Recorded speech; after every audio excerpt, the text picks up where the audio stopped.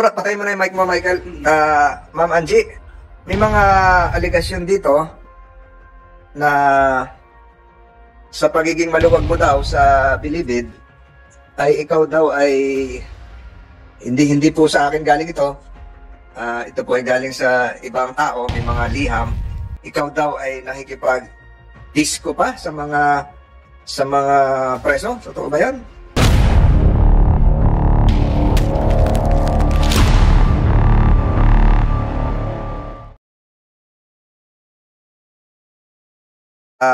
Mr. Cataroha passed the said polygraph test.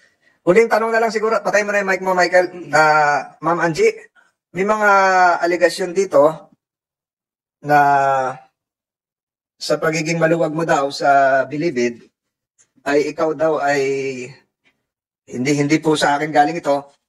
Ito po ay galing sa ibang tao, may mga liham. Ikaw daw ay nakikipag-disco pa sa mga preso. Totoo ba yan? Hindi po, Your Honor. Nagkaroon lang po ng birthday celebration po. Sabay po kami ng isang overall commander at saka ako po. Yung overall commander? Si ano po? Si Commander Bonjo de la Cruz. Ano po siya? Commander ng? Ng Batang City Jail po. Yan po yung December 7 po, Your Honor. Nagkaroon po ng party po kasi ito po yung nagka-meeting po lahat ng mga commanders tsaka po lahat ng mga leaders po. So nag-party po sa maximum compound? Hindi po sir, din po kami sa ano po sir, hindi po nagkaroon lang po ng, hindi po party na nagkaroon po ng, ang tawag doon, budal fight. Tapos po may kumakanta po yung mga PDL. So hindi po totoo yung mga aligasyon na nagsayawan pa raw, dahil birthday nga, si Ma'am Bautista po ay nag-disco. May disco pa ba ngayon, Senator Padilla? Nag-disco. At yun daw po ang, kaya kayo gusto ng ilang mga commander kasi napakaluwag nyo raw at magaling daw makisama sa kanila. At namisayawan pa nga daw doon.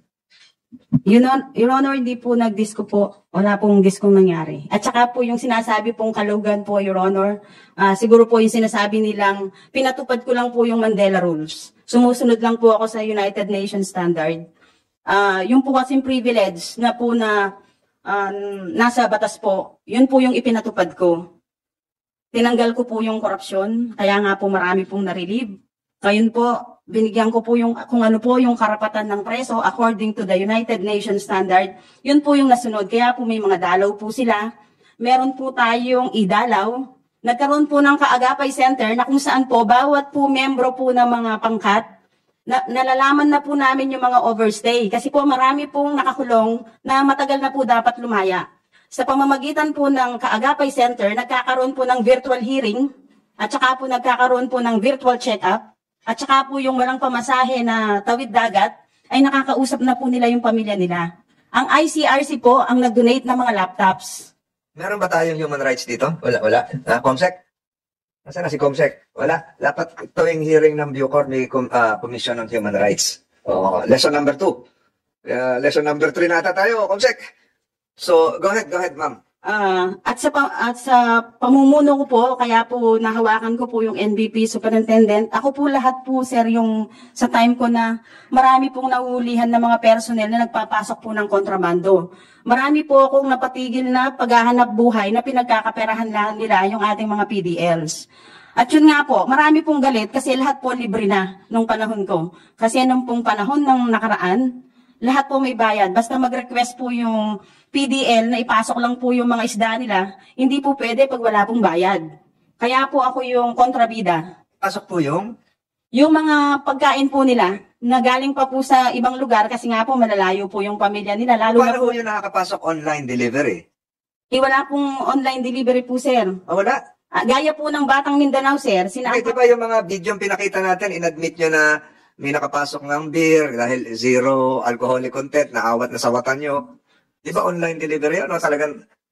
Your Honor, ano po yun? Sa IPX po yun, yung pong nagpapabili po yung mga kamag-anak po ng mga PDL natin sa mga pamilya nila. Pwede sa IPX? Hindi po pwede po yung beer. Kasi may beer tayong pinakita nun may mga litrato pa. Yung pong naharang namin po na beer zero, yung zero alcohol po, yung para pong, ano ba yun? Kali po ba yun? Hindi po nakapasok po yun, Your Honor. So, bawal ang beer. Bawal po yun, kontrabando. Ituloy niyo po yung sinasabi niyo. So, Oh, yun po, sir. Yun nga po sana. tang sa'yo, hindi totoo. Yes, sir. Yun, I will take this opportunity po, sir. Total, nag-resign na po ako. Sana po, yung pong Mandela Rules, yung po sana ang ipatupad para naman po magkaroon ng karapatan yung mga PDL. Kasi yun po yung inayos ko po, sir, eh. Yun po yung inayos ko. Marami pong nakalaya dahil nga po, actually nga po ngayon, sana po nandito si IDPD. Meron po akong nakita dyan na Ano po yun, for the record? si Ma'am Kapanang, 1 year and 6 months na pong nakalaya po yung PDL natin. Yun Hanggang ngayon ang po pumalit natin. sa'yo, yun ang pumalit sa'yo. Hindi po siya po yung record section natin. 1 year and 6 months na pong nakalaya yung PDL. Kung hindi ko pa po nakita, ngayon pala nakalimutan po siyang i-calling.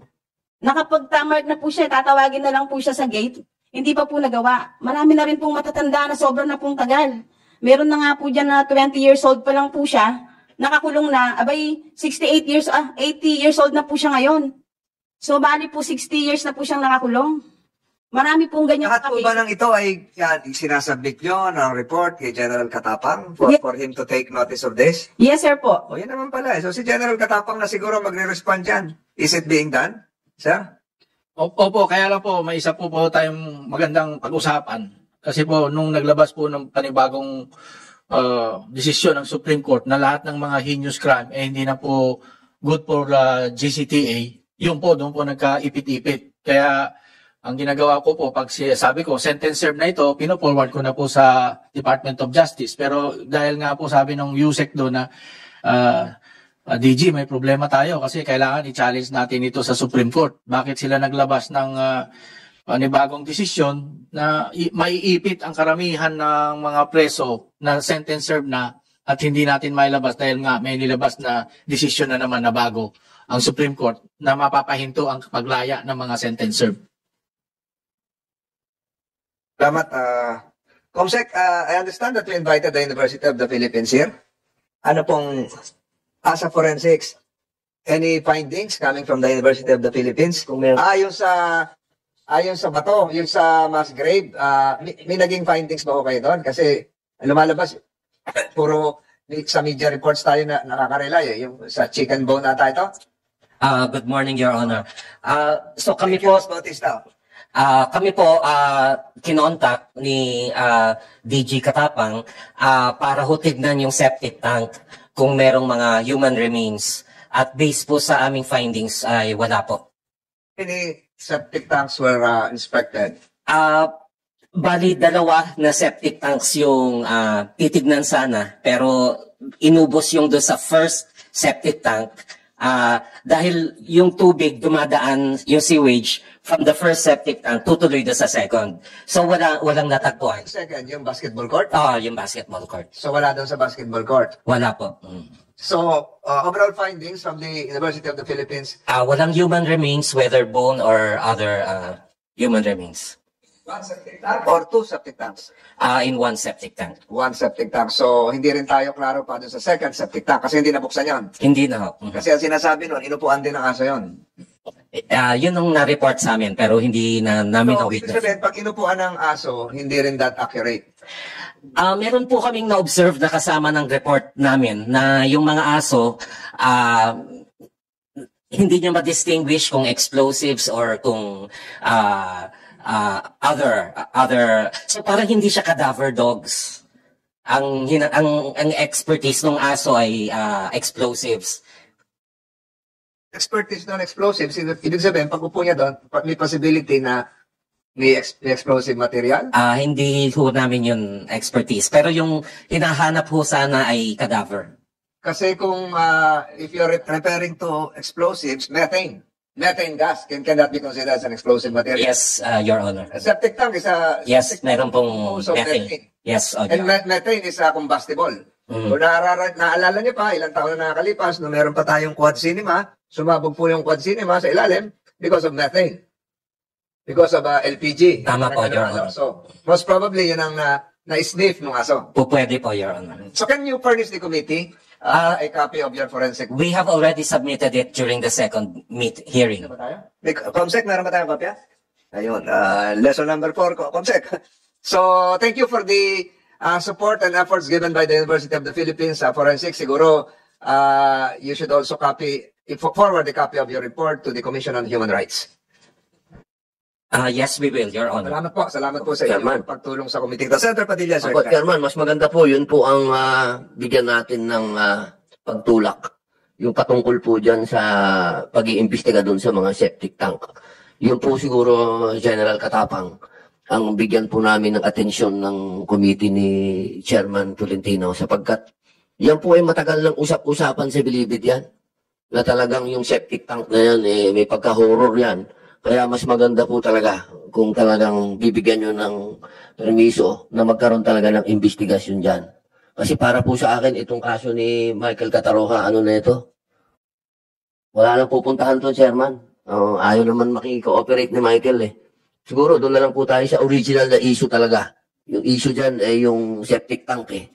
Kaya po sana, o sa tulong po ng University of the Philippines, malaman natin talaga kung meron ba talagang mga matagal ng kwento yan sa Bilibid na doon talaga ang disposal. So, yun po, Chairman. Maraming salamat po. Salamat, Senator Padilla. But we have the presence here of Coast Guard. Coast Guard? Yes, sir. Totoo bang hindi cadaver dogs ang inyo?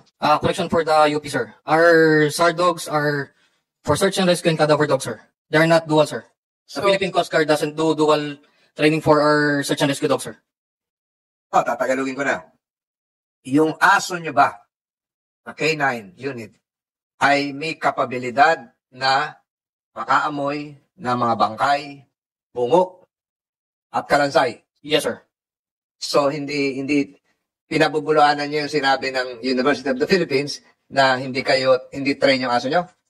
Ang mga working dogs po natin, sir, is specifically, sir, pinadala po natin doon, sir, or nag-conduct po, sir, ng paneling, sir, are search and rescue dogs or cadaver dogs po, sir. Hindi po sila dual, sir, na for explosive or for narcotics, sir. Nag-coordinate kayo sa University of the Philippines? Alam nila yon?